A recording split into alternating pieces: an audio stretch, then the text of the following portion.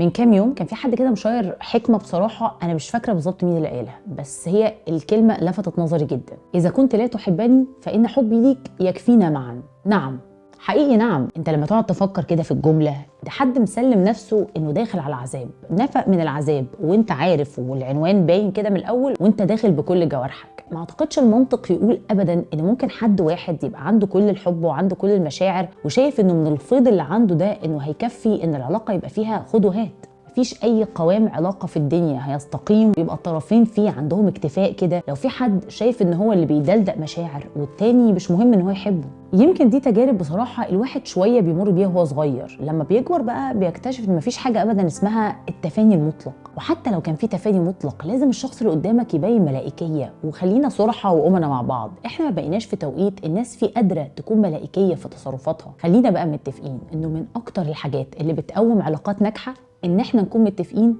ان احنا زي ما هناخد زي ما هندي. مش معنى كده ابدا ان احنا يكون عندنا شح في العطاء، لكن معناه ان يكون عندنا سنس، عارفين كويس جدا ان احنا بندي حد يستاهل، وانه لما هياخد هيبقى زي كده الزرعه اللي بتتروي، هيعرف يدي. لو الكلام ده دلوقتي جه كده نور لك لمبه، ده يبقى شيء كويس جدا. لو حسيت ان هو هيفرق مع حد تاني، يا ريت جدا تعملوا منشن في الكومنتات.